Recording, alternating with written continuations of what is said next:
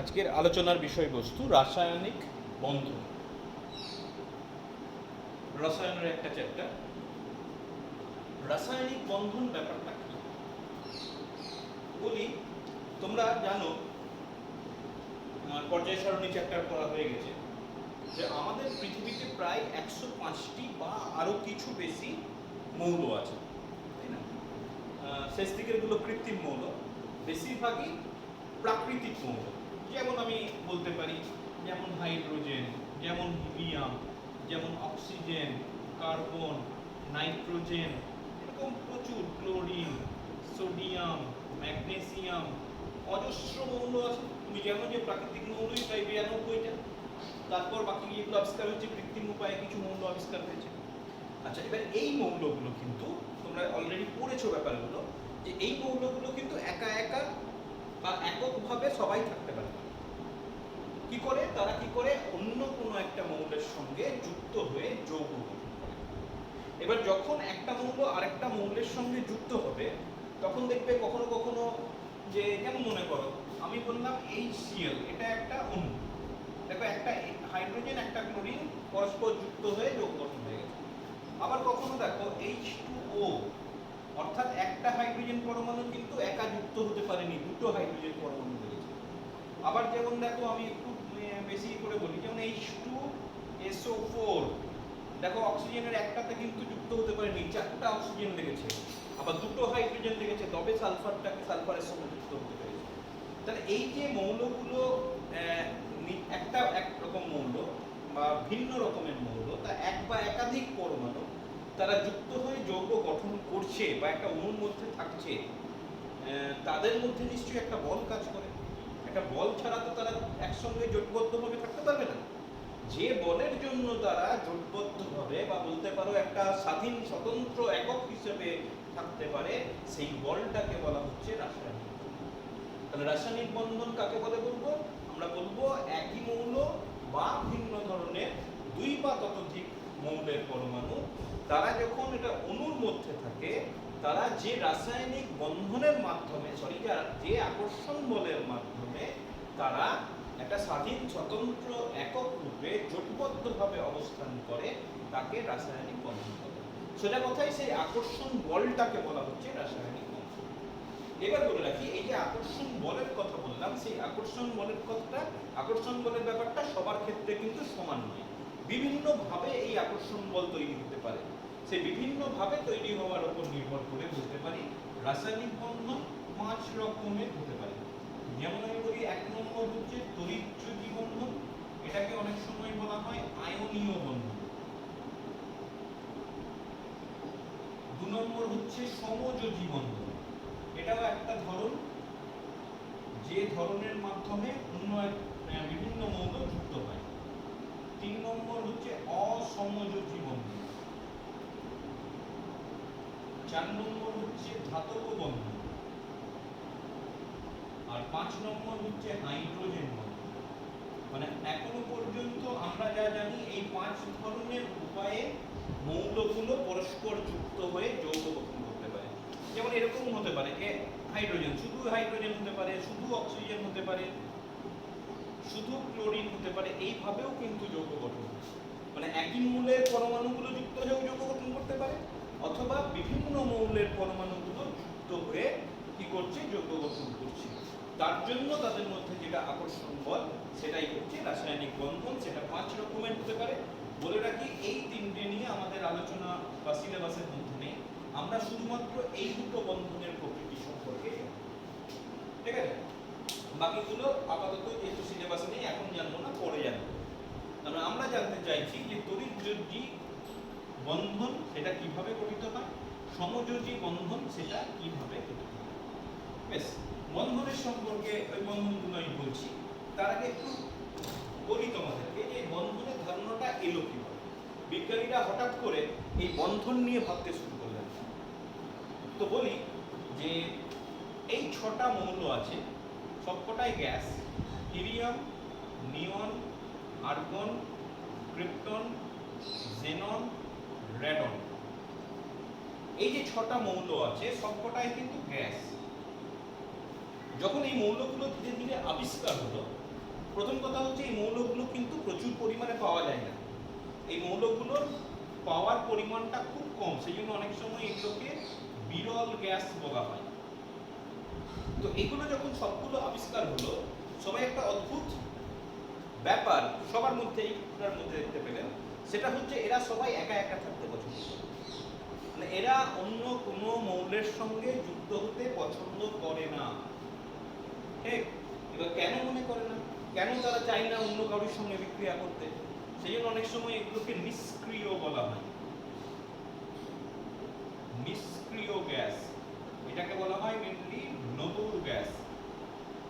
এই এতগুলো নাম দেওয়া হয় এই ছটা। প্রশ্ন হচ্ছে কেন এরা অন্য কোনো মৌলের সঙ্গে যুক্ত হয়ে যৌগ গঠন করে না কেন, সেটাই হচ্ছে বিজ্ঞানীদের চিন্তা হয়ে গেল। তাহলে এগুলো নিয়ে একটু অ্যানালিসিস করা দরকার।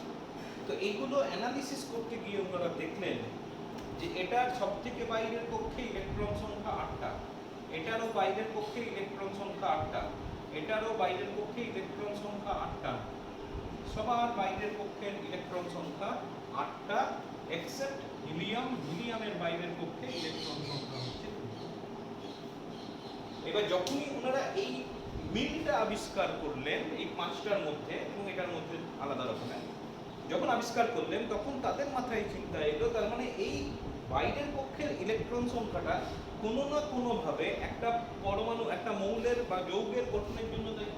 নিশ্চয়ই এই অবস্থাটা থাকলে নিশ্চয়ই তারা স্থায়ী হয়। যেহেতু স্থায়ী আছে সেই জন্য তারা কি করে, কারোর সঙ্গে বিক্রিয়া করে। সবাই আমরা চাই স্থায়ীভাবে থাকতে, সেটা মৌলের কথা বলো, আমাদের কথা বলো, পশুদের কথা বলো, সবার ক্ষেত্রেই প্রযোজ্য। তাহলে যখন এই মৌলগুলো স্থায়ী মৌল হয়ে যাচ্ছে, তারা কি করছে, আর কারোর সঙ্গে বিক্রিয়া করছে। তখন সেখান থেকে বিজ্ঞানীদের সিদ্ধান্ত হলো যে যখন একটা মৌল তৈরি হবে বা মৌল পাবে বা একটা মৌল যুক্ত হয়ে যৌগ গঠন করবে, তারা নিশ্চয়ই সবসময় চাইবে যদি স্থায়ী যৌগ হয় তাহলে তাদের বাইরের পক্ষে যেন 8টা ইলেকট্রন, এটা কিন্তু মূল শর্ত, অথবা 2টো ইলেকট্রন। এটার কেসটা খুব কম। তাহলে কি বললাম, যখন কতগুলো মৌল, 2টো মৌল বা তার বেশি মৌল যুক্ত হয়ে যে কোনো ধরনের বন্ধন হোক না কেন, যুক্ত হয়ে যৌগ গঠন করবে, তখন তাদের বাইরের পক্ষের ইলেকট্রন সংখ্যা 8টা হতে হবে, যদি সেই যৌগটা স্থায়ী যৌগ হয়। যদি 8-এর কম বেশি হয়, বেশি সম্ভব নয়, যদি 8-এর কম হয় তাহলে সেক্ষেত্রে কিন্তু স্থায়ী যৌগ হবে না। তাহলে এটা হচ্ছে খুব গুরুত্বপূর্ণ একটা তথ্য বা খুব গুরুত্বপূর্ণ একটা ব্যাপার, যেটা তোমাকে সবসময় মনে রাখতে হবে। এখান থেকে 2টো সূত্র চলে এলো, একটাকে বলা হয় দ্বৈত সূত্র আর একটাকে বলা হয় অষ্টক সূত্র। দ্বৈত সূত্র কি? তো হিলিয়ামের কাছাকাছি যারা আছে তাদের ক্ষেত্রে দ্বৈত সূত্র প্রযোজ্য, আর বাকি সবার জন্য অষ্টক সূত্র প্রযোজ্য। দ্বৈত সূত্র মানে তুমি কি বলবে, বলবে হিলিয়ামের কাছাকাছি যারা আছে, যেমন মনে করো হাইড্রোজেন, যেমন মনে করো লিথিয়াম, যেমন মনে করো বেরিলিয়াম, এই সমস্ত মৌল কি হচ্ছে যখন যৌগ গঠন করবে তখন কি করবে, তারা চাইবে সব থেকে বাইরের পক্ষের ইলেকট্রন সংখ্যা যেন 2 হয়, তবে তারা স্থায়ী যৌগ গঠন করতে পারবে। এই সূত্রটাকে বলা হচ্ছে দ্বৈত সূত্র। আর অষ্টক সূত্র একই রকম ভাবে যখন কতগুলো মৌল যুক্ত হয়ে যৌগ গঠন করবে, তাদের বাইরের পক্ষের, একদম সব থেকে বাইরের পক্ষের ইলেকট্রন সংখ্যা যেন অষ্টক মানে 8টা হয়, তবে সেক্ষেত্রে সেই যৌগটা স্থায়ী যৌগ। এই যে বললাম, আমরা মেনলি দ্বৈত নিয়ে আর খুব বেশি আলোচনা করব না, অষ্টকটা যেহেতু সব থেকে বেশি, এটা কয়েকটা মৌলের ক্ষেত্রে, এটা ম্যাক্সিমাম মৌলের ক্ষেত্রে আমরা অষ্টক নিয়েই বেশি কথা বলবো। তাহলে মূল ব্যাপার যেটা বুঝলাম যে এই যে অষ্টক বা 8টা করে মৌল পেতে গেলে যেমন করে হোক পেতে হবে, এই যে যেমন করে হোক পেতে হবে আমি এই কথাটা বললাম, তার মানে পাওয়ার অনেক রকমের উপায় আছে। অষ্টক মানে নিজের বাইরের পক্ষের ইলেকট্রন সংখ্যা 8টা করার অনেক রকমের উপায় আছে, সেই উপায়গুলো বিভিন্ন রকম বলেই বন্ধনের প্রকৃতিটা আলাদা। যেমন 2টো গুরুত্বপূর্ণ উপায় হচ্ছে, একটা হচ্ছে ইলেকট্রন স্থানান্তর, ইলেকট্রন স্থানান্তর এটা একটা উপায়। আরেকটা গুরুত্বপূর্ণ উপায় হচ্ছে ইলেকট্রন জোড় গঠন, ইলেকট্রন জোড় গঠন। এখন বলে রাখি, যদি ইলেকট্রন স্থানান্তরের মাধ্যমে হয় তাহলে সেক্ষেত্রে সেই বন্ধনটা হচ্ছে তড়িৎযোজী বন্ধন বা আয়নীয় বন্ধন। অর্থাৎ পরে আসছি। আর ইলেকট্রন জোড় গঠনের মাধ্যমে যদি বন্ধন তৈরি হয়, মানে 8টা করে ইলেকট্রন চলে আসে, তাহলে সেক্ষেত্রে সেই বন্ধনটাকে আমি বলবো সমযোজী। ঠিক আছে? বেশ, আজকের এই ক্লাসে আমি শুধুমাত্র তড়িৎযোজী বন্ধন বা আয়নীয় বন্ধন নিয়ে আলোচনা করব। সমযোজী বন্ধন পরের কোনো ভিডিওতে আমি আলোচনা করব। তাহলে চলে এসো তড়িৎযোজী বন্ধন বা আয়নীয় বন্ধন। এখনই বললাম যে ইলেকট্রন স্থানান্তরের মাধ্যমে অষ্টক পূর্তি ঘটে এবং তারপর তড়িৎযোজী যৌগ গঠিত হয় বা তড়িৎযোজ্যতা বা তড়িৎযোজী বন্ধন বা আয়নীয় বন্ধন। আচ্ছা, কিভাবে গোটা ঘটনাটা ঘটে, তো সে সম্পর্কে মতবাদ দিয়েছিলেন বিজ্ঞানী কোসেল। আচ্ছা, এখান থেকে কিন্তু 2019 সালের মাধ্যমিকে প্রশ্ন এসেছে। কোসেলের ধারণা, তড়িৎযোজী বন্ধন সম্পর্কে কোসেলের ধারণা উল্লেখ করো। 3 নম্বরের প্রশ্ন ছিল প্রবাবিলিটি। তো কোসেল কি বললেন, যে তড়িৎযোজী বন্ধন খুব ভালো হবে দুটো মৌলের মধ্যে করতে চাইছি। সাপোজ আমি 3টের মধ্যে যেতে চাইছি না, দুটো মৌলের মাধ্যমে দুটো মৌলের দ্বারা আমি তড়িৎযোজী বন্ধন করতে চাইছি। তো কোসেল প্রথমেই বলে দিলেন, যদি করতে হয় তাহলে একটা মৌল ধাতু হতে হবে আর একটা মৌল অধাতু হতে হবে, তবে সব থেকে ভালো হবে।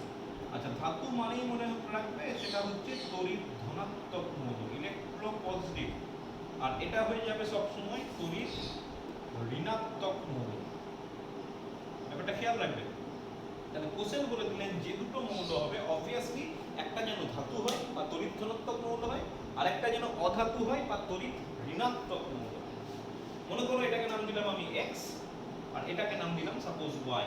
x আর y, x হচ্ছে ধাতু, y হচ্ছে অধাতু। এবার তোমরা মনে রাখবে যারা ধাতু হয় তাদের বাইরের কক্ষের ইলেকট্রন সংখ্যা হয় 1টা 2টো বা 3টে, আর যারা অধাতু হয় খেয়াল করে দেখবে তাদের বাইরের কক্ষের ইলেকট্রন সংখ্যা 5টা 6টা বা 7টা। যেমন আমি তোমাকে উদাহরণ দিই, যেমন মনে করো আমি বলছি সোডিয়াম, সোডিয়ামের ইলেকট্রন বিন্যাস হচ্ছে 2 8 1, দেখো বাইরের কক্ষের ইলেকট্রন সংখ্যা 1টা। আমি বললাম ক্যালসিয়াম, ক্যালসিয়ামের ইলেকট্রন বিন্যাস 2 8 8 2, 9 এ পড়েছিলেন, তাহলে এটা দুটো। আমি যদি বলি ম্যাগনেসিয়াম, ম্যাগনেসিয়ামের ক্ষেত্রে 2 8 2, দেখো বাইরের কক্ষের ইলেকট্রন সংখ্যা। যেমন আমি যদি বলি অ্যালুমিনিয়াম, অ্যালুমিনিয়ামের 2 8 3, তুমি নিশ্চয়ই বুঝতে পারছো এটা ধাতু, এটা ধাতু, এটা ধাতু, এটা ধাতু। এবং তুমি খেয়াল করে দেখো সব ধাতুর ক্ষেত্রে বাইরের কক্ষের ইলেকট্রন সংখ্যা আইদার 1 2 অর 3। আর যদি অধাতু উদাহরণ দিই, যেমন আমি একটা উদাহরণ দিচ্ছি ক্লোরিন, 2 8 7, দেখো বাইরের কক্ষের ইলেকট্রন সংখ্যা 7। তাহলে কি বললাম, যে সবাই চাই 8টা করে করতে। তাহলে তুমি একটা জিনিস ভাবো, যে সোডিয়ামের কথা হয়, তাহলে এখানে একটা আছে, তাহলে 8টা হবে কি করে? যদি এই একটাকে বাদ দিয়ে দেয়, কোনোভাবে যদি এই একটাকে ছেড়ে দিতে পারে, দেখো বাইরের পক্ষে ইলেকট্রন সংখ্যা 8টা হবে। যদি তুমি ম্যাগনেসিয়ামের কথা বলো, দুটো ইলেকট্রন আছে, তাহলে এই দুটো ইলেকট্রন যদি ত্যাগ করে দেয়, বাদ দিয়ে দেয়, ছেড়ে দেয়, তাহলে সেক্ষেত্রে বাইরের পক্ষে ইলেকট্রন সংখ্যা 8টা হবে। তাহলে আমি বলতে পারি এটা ধাতব মৌল হবে, সেই ধাতব মৌল থেকে এক বা একাধিক ইলেকট্রন বর্জন হবে, এবং যখনই ইলেকট্রন বর্জন হয় আমি জানি সেটা প্লাস আয়ন হয়ে যায়, ধনাত্মক আয়ন। ইলেকট্রন যে ছেড়ে দেয় সে হচ্ছে প্লাস, আর ইলেকট্রন যে গ্রহণ করে সে হচ্ছে মাইনাস। এবার একই রকম ভাবে দেখো ক্লোরিনের চাহিদা কি, সোডিয়ামের চাহিদা হচ্ছে একটা ইলেকট্রন ছেড়ে দাও, তাহলে আমি আমার যেটা চাহিদা আমি মিটে যাব। আর ক্লোরিনের চাহিদা কি, 7টা আছে, আমাকে একটা ইলেকট্রন দিয়ে দাও। যদি একটা ইলেকট্রন দিয়ে দাও কি হবে, 7 + 1 8টা হয়ে যাবে।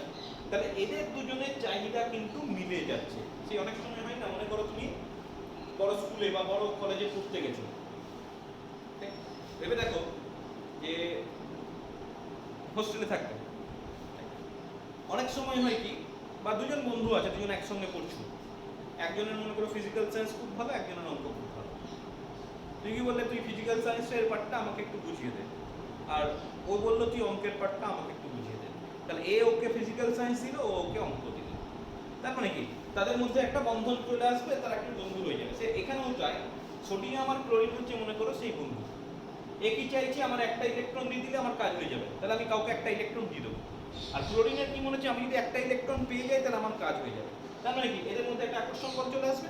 দেখো এখানে কি হচ্ছে, তাহলে y কি চাইবে, যে একটা ইলেকট্রন যদি পেয়ে যায় তাহলে কাজ হয়ে যাবে, তাহলে y হয়ে যাবে মাইনাস। তাহলে এটা একটা প্লাস আয়ন, একটা মাইনাস আয়ন, তোমরা অলরেডি পড়েছো একটা প্লাস আর মাইনাসের মধ্যে কি করে একটা আকর্ষণ বল কাজ করে। তাহলে সেক্ষেত্রে x আর y এর মধ্যে একটা আকর্ষণ বল কাজ করবে, এবং তারা একটা যৌগ গঠন করে। ঠিক আছে, এক্ষেত্রে এই পদ্ধতিটাকে বলা হচ্ছে তড়িৎযোজ্যতা, এবং যে সমস্ত যৌগ এই পদ্ধতিতে মানে ইলেকট্রন স্থানান্তরের মাধ্যমে যৌগ গঠন করে তাদেরকে বলা হয় তড়িৎযোজী যৌগ। ঠিক আছে, তাহলে এই গেল তোমার তড়িৎযোজী যৌগ বা তড়িৎযোজী বন্ধন বা আয়নীয় বন্ধন, এবং যে সমস্ত যৌগ এই ধরনের বৈশিষ্ট্য দেখায় তাদেরকে বলা হয় তড়িৎযোজী যৌগ বা আয়নীয় যৌগ। তাহলে কোসেলের ব্যাপারটা আরেকবার কমপ্লিট করে দিই। কোসেল কি বলেছিলেন? একটা ধাতব বা তড়িৎ ধনাত্মক মৌল এবং একটি অধাতব তড়িৎ ঋণাত্মক মৌল। ধাতব মৌল তার বাইরের কক্ষ থেকে এক বা একাধিক ইলেকট্রন বর্জন করবে, বর্জন করে ধনাত্মক আয়নে পরিণত হবে, এবং অধাতু বা অধাতব মৌল বা তড়িৎ ঋণাত্মক মৌলগুলো কি করবে? সেই ইলেকট্রনটা যেটা এ বর্জন করেছে সে নিতে চাইবে, এবং যখনই সে সেই ইলেকট্রনটা নিয়ে নেবে তখন সে ঋণাত্মক আয়ন বা অ্যানায়নে পরিণত হবে। এবার যেহেতু একটা প্লাস আয়ন একটা মাইনাস আয়ন কুলম্বের সূত্রের সাহায্যে স্থির তড়িতের সূত্রের সাহায্যে আমরা বলতে পারি তাদের মধ্যে একটা আকর্ষণ বল কাজ করবে, একটা বন্ধন কাজ করবে, এবং তারা পরস্পর যুক্ত হয়ে একটা যৌগ গঠন করবে। এবং সেক্ষেত্রে সেই যৌগটাকে আমরা বলে দেবো তড়িৎযোজী যৌগ, এবং যে পদ্ধতি বা আকর্ষণ বলের মাধ্যমে হচ্ছে সেটা হচ্ছে পদ্ধতিটা তড়িৎযোজ্যতা, আর আকর্ষণ বলটা হয়ে যাচ্ছে তড়িৎযোজী বন্ধন। ঠিক আছে, এবার চলে এসো এই তড়িৎযোজী যৌগের কিছু বৈশিষ্ট্য আলোচনা করি, তারপর আমরা দেখব কিভাবে যৌগগুলো ধীরে ধীরে ধীরে ধীরে গঠন হচ্ছে।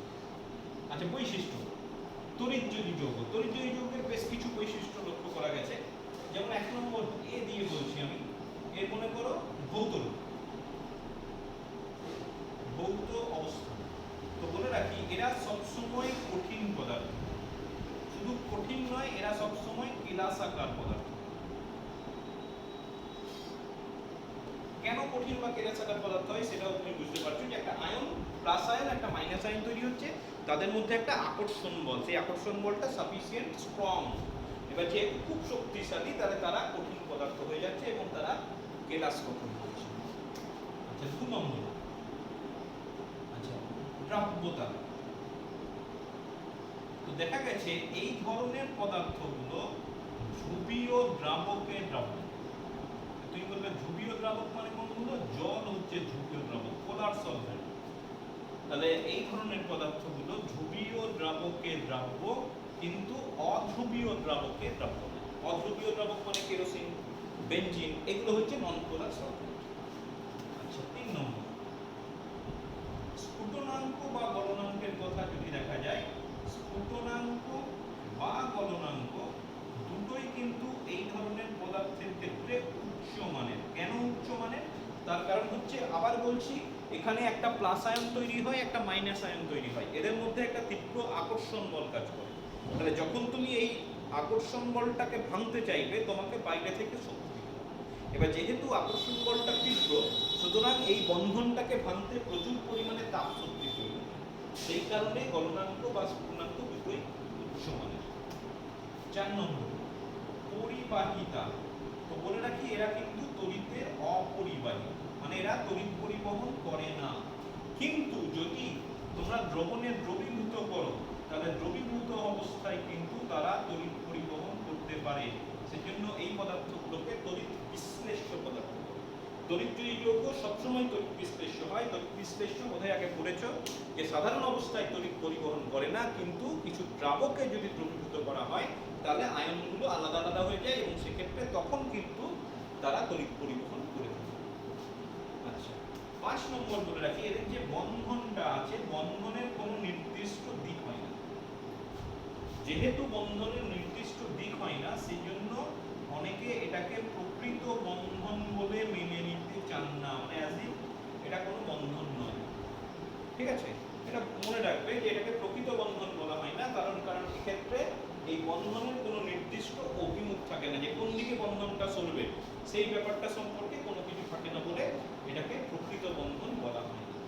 ঠিক আছে, মোটামুটি এই 5টা তোমরা মনে রাখবে তড়িৎযোজী বন্ধনের বৈশিষ্ট্য।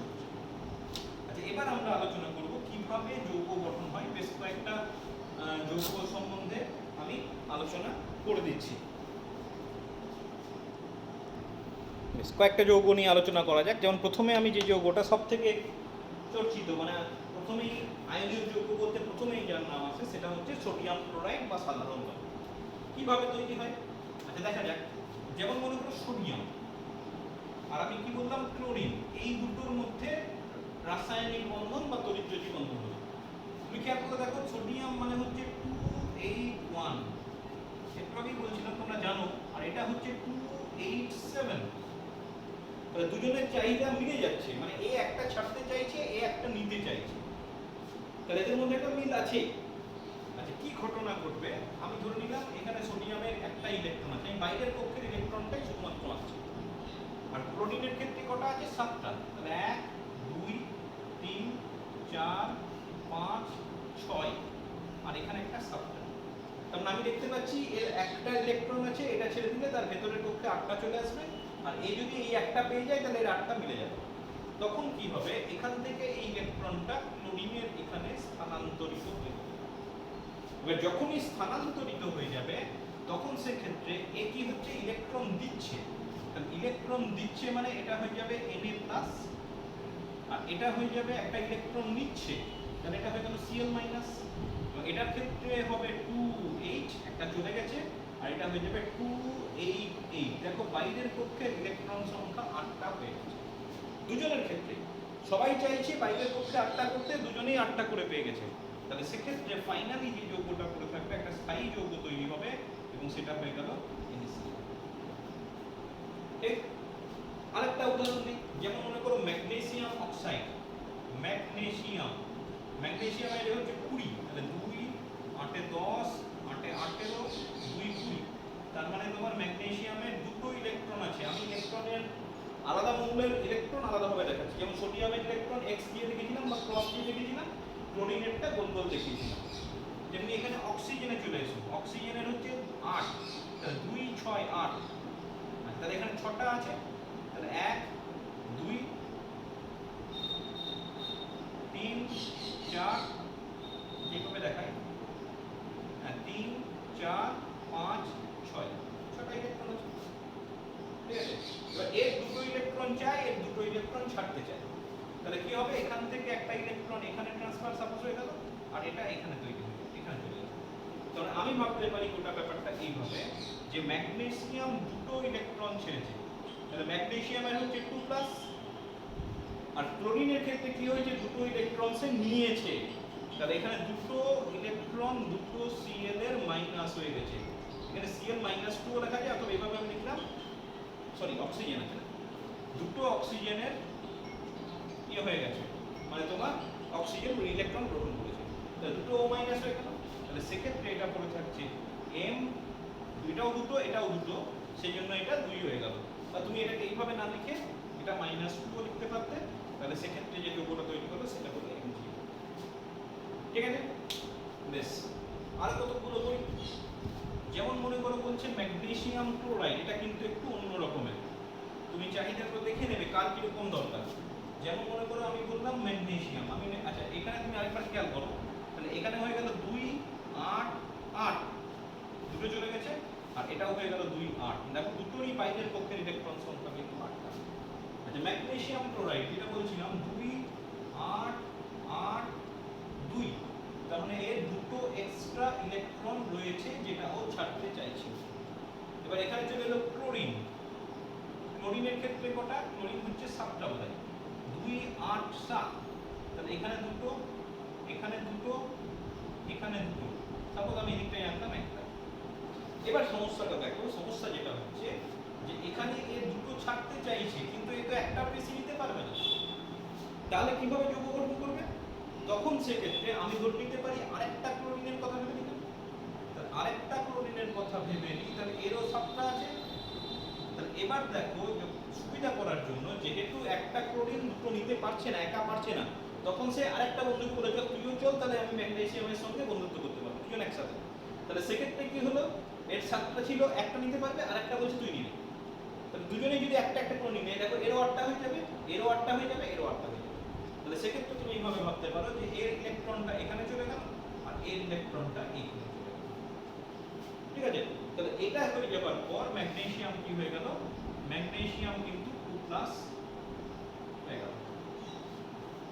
আর এখানে যেহেতু দুটো ক্লোরিন আছে আমি এইভাবে লিখব Cl মাইনাস হয়েছে কিন্তু দুটো Cl মাইনাস হয়েছে, হ্যাঁ। তাহলে এক্ষেত্রে যখন যোগ, এখানে দেখো তুমি খেয়াল করো এটা হয়ে যাচ্ছে 2 8 8 আর এটা হয়ে যাচ্ছে, এটারও হয়ে যাচ্ছে 2 8 8, দুটো স্থায়ী যৌগ। তাহলে ফাইনালি পড়ে থাকছে Mg, কিন্তু দুটো ক্লোরিন লেগেছে, তাহলে সেক্ষেত্রে Cl। ঠিক আছে, তাহলে এটা হয়ে গেল MgCl2। এবার একটা দ্বৈত দিয়ে দেখাই, সবগুলো অষ্টক পূর্তি দিয়ে দেখালাম, 8টা 8টা করে হয়েছে। দুটো দিয়েও কিন্তু উদাহরণ আছে, যেমন হয়ে গেল লিথিয়াম হাইড্রাইড, এটাও একটা যৌগ। আচ্ছা লিথিয়াম মানে হচ্ছে, লিথিয়ামের হচ্ছে 3টে, তাই তো? তাহলে 2 1, তাহলে এর একটাই মাত্র ইলেকট্রন আছে, তার কার সঙ্গে যুক্ত হচ্ছে হাইড্রোজেনের সঙ্গে, এরও একটাই আছে, আমি জানি হাইড্রোজেনের একটা আছে। ঠিক, এবার এ কি চাইছে, এ চাইছে এর একটা চলে যাক, তাহলে এ দুটো হয়ে যাবে। আর এ কি চাইছে, আমার আরেকটা ইলেকট্রন আসুক, তাহলে আমার দুটো হয়ে যাবে। তাহলে সেক্ষেত্রে এই ইলেকট্রনটা হাইড্রোজেনের এখানে চলে গেল, তাহলে লিথিয়াম ইলেকট্রন দিয়েছে, তাহলে লিথিয়াম কিন্তু হয়ে গেল প্লাস, এর হয়ে গেল দুটো। আর হাইড্রোজেন ইলেকট্রন নিয়েছে, তাহলে এর হয়ে গেল মাইনাস, এর হয়ে গেল 1 এর দুটো। দেখো এখানে দ্বৈত মানে রাষ্ট্রপক্ষে ইলেকট্রন সংখ্যা দুটো হয়েছে, তাহলে সেক্ষেত্রে এখানে যে যৌগটা হবে সেটা হয়ে যাবে লিথিয়াম হাইড্রাইড। এইভাবে তড়িৎযোজ্যতার মাধ্যমে বিভিন্ন যৌগ গঠিত হয়ে থাকে। ঠিক আছে, বেশ, এখান থেকে কিছু অন্য রকমের অঙ্ক আসতে পারে, আমি একটা আলোচনা করে দিই, তোমাকে একটু বুদ্ধি করে করতে হবে কি ধরনের অঙ্ক থাকে দেখে নাও। দুটো মৌল দেওয়া আছে, সাপোজ এ আর বি, এবং তাদের বাইরের পক্ষে ইলেকট্রন বিন্যাস দেওয়া আছে। মনে করো একটা এ মৌল আর একটা বি মৌল বলেছে, এ মৌলের জন্য বলেছে 2 ইসা আর এটা বলেছে 2 8 2, দুটো মৌল আছে। সাপোজ একটা মৌল এ, এর ইলেকট্রন বিন্যাস 2 8 7, আর বি আরেকটা মৌল আছে তার ইলেকট্রন বিন্যাস হচ্ছে 2 8 2। কিছু বলে দেওয়া হয়নি, মানে কোন মৌলটা কি সেটা বলেনি যখন, তুমিও কিন্তু উল্লেখ করতে পারবে না, তোমার জানা থাকলেও তুমি বলবে না এটা কি মৌল, আর তোমার এটাও জানা থাকলেও তুমি বলবে না বিটা কি মৌল। তাহলে এ আর বি দুটো মৌল দেওয়া আছে, তাদের ইলেকট্রন বিন্যাস দেওয়া আছে। এবার বলছে এ আর বি মৌল যদি যৌগ গঠন করে তাহলে সেই যৌগের সংকেত কি হবে। ঠিক, যদি এরা যৌগ গঠন করে তাহলে এদের যে যৌগটা গঠন হবে তার সংকেত কি হবে। ঠিক আছে, আর কি ধরনের রাসায়নিক বন্ধন করতে পারে। তাহলে কি ধরনের রাসায়নিক বন্ধন একটু আলোচনা করা যাক। দেখো এ, আচ্ছা বিটা আগে বলি, বিতে কি আছে, দুটো এক্সট্রা ইলেকট্রন আছে, এই একটা ইলেকট্রন, এই একটা ইলেকট্রন। তাহলে সে চাইছে তার দুটো ইলেকট্রনই চলে যাক, কিন্তু এর আবার একটা ইলেকট্রন গ্রহণ করার ক্ষমতা, তাহলে আমাকে দুটো এ নিতে হবে। তাহলে এখানে আমি একটা এ নিলাম যার বাইরের পক্ষে 7টা ইলেকট্রন আছে, এই 7টা ইলেকট্রন।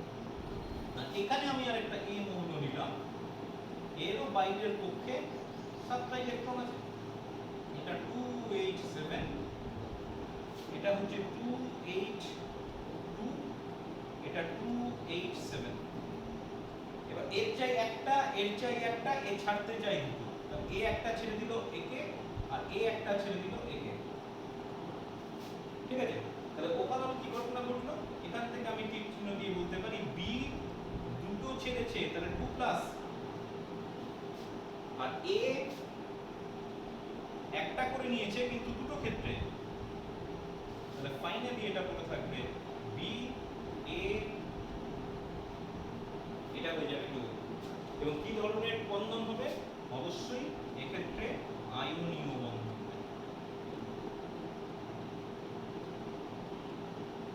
ঠিক আছে, এই গেল তোমার আয়নীয় বন্ধন নিয়ে আলোচনা। অল্প একটু ভালো করে দেখবে এবং বিভিন্ন আয়নীয় যৌগ কিভাবে গঠিত হয় সেগুলো লিখে লিখে করে দেখবে, তা নাহলে কিন্তু করতে পারবে না, পরীক্ষায় বোঝাতে অসুবিধা হবে। আমরা পরবর্তী ভিডিওতে সমযোজী বন্ধন নিয়ে আলোচনা করব।